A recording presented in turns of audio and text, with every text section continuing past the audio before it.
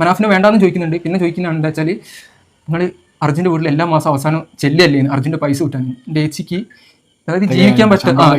എൻ്റെ ഏച്ചി ഏത് പൊസിഷനിലാണെന്ന് ആർക്കും അറിയില്ല. അപ്പോൾ ചോദിക്കുന്ന ചോദ്യം എന്താ വെച്ചാൽ നിങ്ങൾക്ക് അർജുൻ്റെ ശമ്പളം കൂട്ടാൻ വേണ്ടിയിട്ട് നിങ്ങൾ എല്ലാ മാസം വരില്ലേ എൻ്റെ ഏച്ചിനോട്. അപ്പൊ അർജുന്റെ ഫാമിലിയാണ് വിഷയം. അപ്പൊ അർജുന്റെ ഫാമിലിക്ക് ഇപ്പൊ നിലവിൽ പുറത്തിറങ്ങാൻ പറ്റാത്തൊരു അവസ്ഥയിനകത്താണ് ഇരിക്കുന്നത്. കാര്യം അത്രയും രീതിക്കുള്ള സൈബർ ബുള്ളിങ്ങും അതേപോലുള്ള കാര്യങ്ങളൊക്കെയാണ് അവർ നേരിട്ടേണ്ടിയിരിക്കുന്നത്. അപ്പൊ ഇങ്ങനെയുള്ളൊരു അവസ്ഥയിലേക്ക് ഇവർ എത്താനായിട്ടുള്ള മെയിൻ റീസൺ എന്ന് പറഞ്ഞാൽ മനാഫ് എന്ന് പറഞ്ഞ ഈ നമ്മുടെ അർജുന്റെ വണ്ടിയുടെ ഓണറായിട്ടുള്ള ആ പുള്ളിക്കാരനാണ്. അപ്പൊ പുള്ളി ഒരു സമയം ഇങ്ങനെ ഭയങ്കര രീതിക്ക്, അതായത് പുള്ളി ഇങ്ങനെ ഇമോഷണൽ ആയിട്ട് നമ്മുടെ സോഷ്യൽ മീഡിയനകത്തും അതേപോലെ മീഡിയനകത്തൊക്കെ വന്ന് ഇങ്ങനെ ഓരോന്ന് പറഞ്ഞത് വെച്ചിട്ട് എനിക്കും ഭയങ്കര ഇഷ്ടം തോന്നിയിട്ടുള്ള ഒരാളാണ് ഈ മനാഫ് എന്ന് പറഞ്ഞാൽ. പക്ഷേ പുള്ളി വന്നിട്ട് ഈ മീഡിയനകത്ത് വന്നിട്ട് തന്നെ പിന്നീട് പറഞ്ഞിട്ടുള്ള കുറച്ച് കാര്യങ്ങൾ, അതായത് ഇപ്പൊ ഇവരുടെ ഫാമിലിനകത്തുള്ള എല്ലാവരും അർജുനെ ഊറ്റിയാർന്ന് ജീവിക്കുന്നത്, അതുകൊണ്ട് തന്നെ അർജുന് മാസാവസാനം ആകുമ്പോഴത്തേക്ക് അർജുന 10 പൈസ എടുക്കാനുണ്ടാവൂല എന്നുള്ള, അതേപോലെ അർജുന 70,000 രൂപ ശമ്പളം കിട്ടിയിട്ട് അവസാനമാകുമ്പോൾ ഒന്നും ഉണ്ടാവൂല എന്നുള്ള രീതിക്കുള്ള പല ടോക്കുകളും പുള്ളിക്കാരൻ നടത്തി. അപ്പൊ ഇതിനെ തുടർന്നിട്ടാണ് ഇവർക്ക് ഇത്രയും രീതിക്കുള്ള സൈബർ ബുള്ളിങ്. പിന്നെ നമ്മളൊരു കേസ് നോക്കുകയാണെങ്കിൽ അർജുൻ തന്നെ സിസ്റ്റർ ആയിട്ടുള്ള പുള്ളിക്കാരി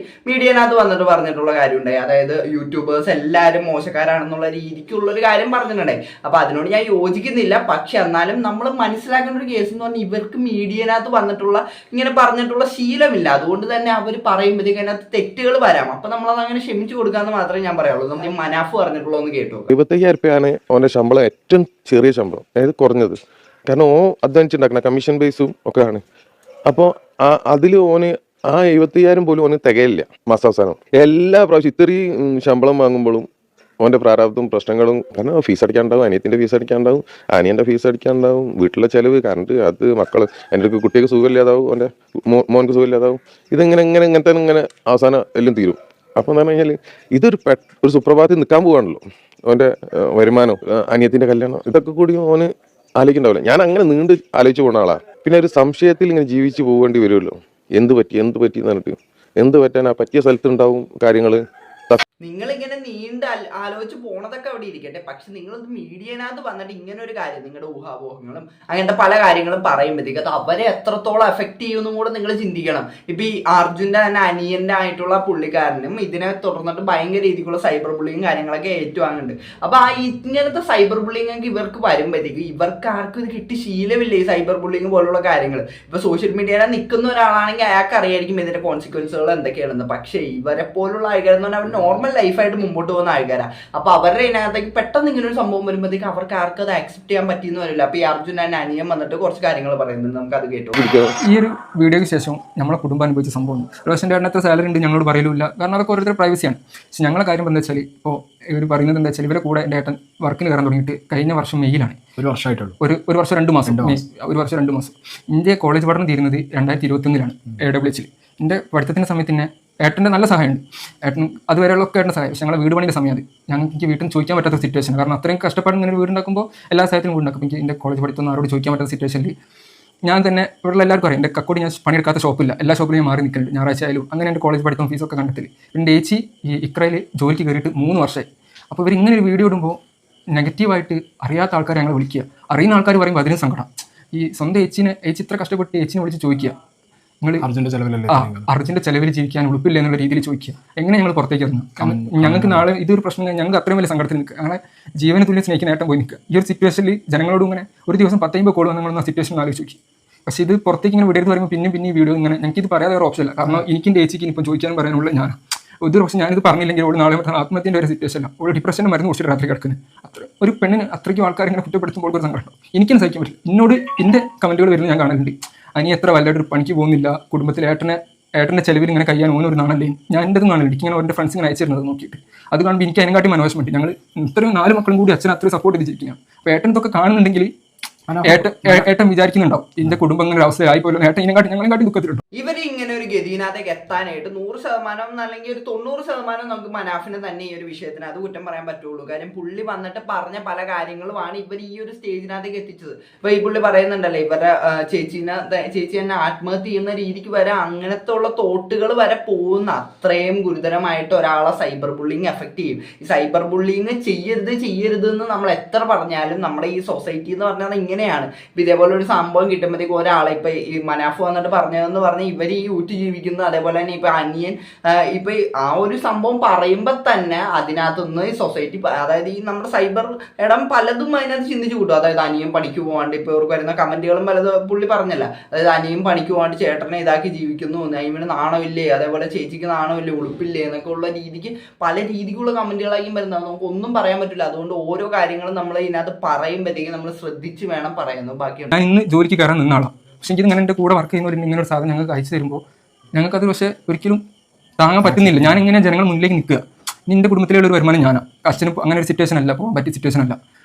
ഏച്ചിമാരാണെങ്കിൽ രണ്ടാൾ ഓരോ കുടുംബമായിട്ട് മുന്നോട്ട് പോകണം. എൻ്റെ ഏടത്തിയമ്മൻ്റെ കാര്യമാണെങ്കിൽ ഏടത്തിയമ്മ ഞാൻ പൊന്നു പറഞ്ഞു, അതിൻ്റെ കാര്യത്തിലൊന്നും പഠിക്കണം. കാരണം എനിക്കൊരു നേരത്തെ വീട്ടിൽ കയറി ചെന്നാൽ എൻ്റെ അമ്മ അല്ലെങ്കിൽ എനിക്ക് വെള്ളം തരുന്നതും ഭക്ഷണം തരുന്നതിൻ്റെ ഏടത്തിയമ്മ ഇന്ന് അങ്ങനെ നോക്കുന്ന ഏടത്തിയമ്മ. അപ്പോൾ അതും ഇങ്ങനെ എല്ലാവരും പറയുന്നുണ്ട്, അവരെ പറ്റിക്കൂ, ഇനിയിപ്പം കിട്ടുന്നത് മൊത്തം അവരെ പറ്റിക്കൂ. ഞങ്ങൾക്ക് അതിൻ്റെ ഒരു ആവശ്യമില്ല. എത്ര ആൾക്കാർ ഞങ്ങൾ സഹായിക്കാൻ വിളിക്കുന്നുണ്ട്, ഞങ്ങൾ ആരോടും പറയുന്നത് ഞങ്ങൾ ജീവിക്കാനുള്ള ഞങ്ങളുണ്ട്, ഇത്രയും കാലം കൊണ്ട് ഞങ്ങൾ ഉണ്ടാക്കി വെച്ചിട്ടുണ്ട്, അതുകൊണ്ട് ഞങ്ങൾ ജീവിക്കും. ഇല്ലെങ്കിൽ ഞങ്ങൾ കൂലിപ്പണി എടുത്തിട്ടാണെങ്കിലും പോറ്റാൻ ആരും കയ്യിൽ മുന്നിൽ തണ്ടില്ല.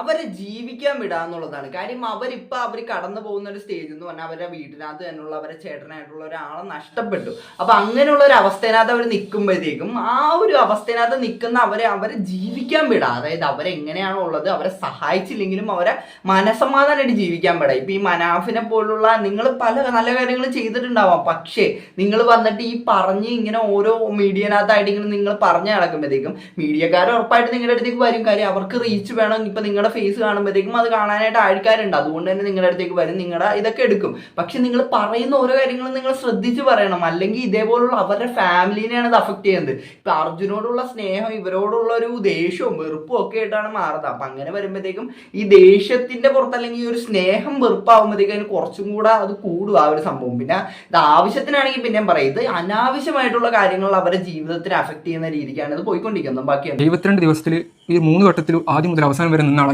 ഞാനും എൻ്റെ അളിയനും. പക്ഷേ ഇതുവരെ എന്നെ ആരും മീഡിയയിൽ കണ്ടിട്ടുണ്ടാലും ഒന്നും ഉണ്ടാവും. കാരണം എൻ്റെ ആത്മാർത്ഥമായിട്ടുള്ള എന്താ വെച്ചാൽ എൻ്റെ ഏട്ടന് കിട്ടണം, എൻ്റെ അളിയനും. അതിനുവേണ്ടി എല്ലാവരും കഷ്ടപ്പെട്ടിട്ടുണ്ട്. ഈ മനാഫ്ക ആണെങ്കിലും എല്ലാവരും ഞങ്ങൾ അത്രയും കുടുംബത്തോട് സ്നേഹം ഞങ്ങൾ ഏട്ടന് കിട്ടാൻ വേണ്ടിയിട്ട് മനാഫ്ക, ഈശ്വർ മാൽപ്പേ, ആരാണ് രഞ്ജിത്ത് ഇസ്രായേലാണെങ്കിലും ആരാണെങ്കിലും അത്രയ്ക്കും സഹായിച്ചിട്ടുണ്ട്. പക്ഷേ ഇതിപ്പോൾ ജനങ്ങൾ ഞങ്ങൾക്കെതിരെ തിരിയാണ്. ഞങ്ങൾ അർജുനെ പറ്റിച്ചു, അതായത് അർജുൻ എല്ലാവർക്കും ഇഷ്ടമാണ്.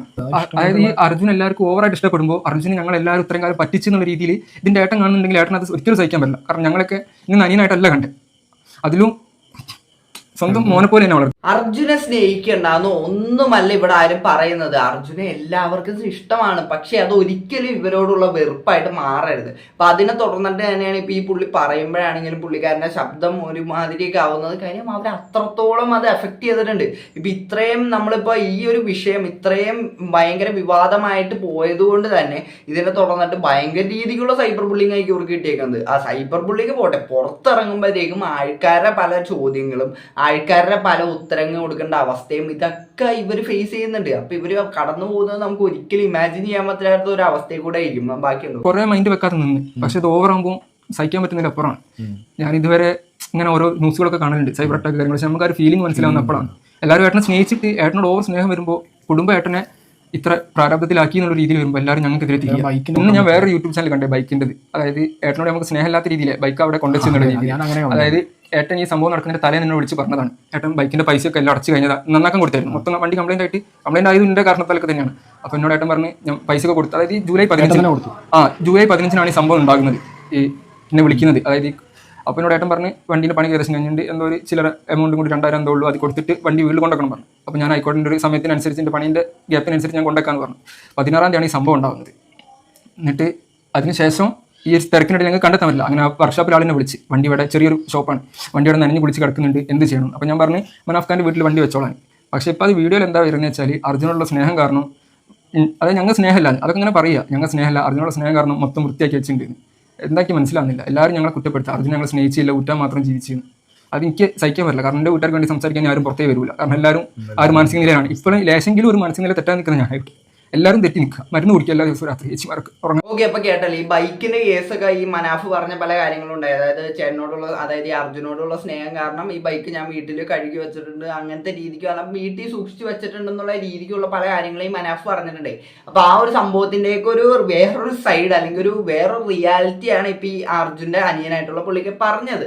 അപ്പൊ ഇങ്ങനെയുള്ള പല കാര്യങ്ങളും ഇമോഷണൽ ആയിട്ട് ഈ ആൾക്കാരെ കയ്യിലെടുക്കാവുന്ന രീതിക്കൊക്കെ ഈ ഒരു സംഭവം മനാഫിന്റെ ഭാഗത്തുനിന്ന് പോകുന്നുണ്ട്. ചെയ്യുന്നുണ്ടോ എന്ന് എനിക്കൊരു സംശയമുണ്ട്. കാരണം എനിക്കത് പലപ്പോഴും കാണുമ്പോൾ ആദ്യമൊക്കെ ഓക്കെ ആയിരുന്നു, പിന്നെ വന്ന് പുള്ളി എല്ലാ മീഡിയനകത്തും വന്ന് ഇതേപോലെ ഓരോ കാര്യങ്ങൾ പറയാം, അതേപോലെ ഇങ്ങനെ ബാക്കിയുള്ളവരിങ്ങനെ ഇരയായിട്ട് ഇട്ട് കൊടുക്കുക, അങ്ങനെയുള്ള പല കാര്യങ്ങളും കാണുമ്പോഴത്തേക്കും ഇത് ആ ഒരു സൈഡിനകത്തേക്ക്, അതായത് ഒരു ഇമോഷണൽ ട്രാക്ക് പിടിച്ചിട്ട് അതിൽ നിന്ന് കുറെ ഫാൻസിനെ ഉണ്ടാക്കിയെടുക്കാനുള്ള രീതിയിലേക്ക് സംഭവം പോകുന്നുണ്ടോ എന്ന് എനിക്ക് ചെറിയൊരു സംശയം വന്നിട്ടുണ്ട്.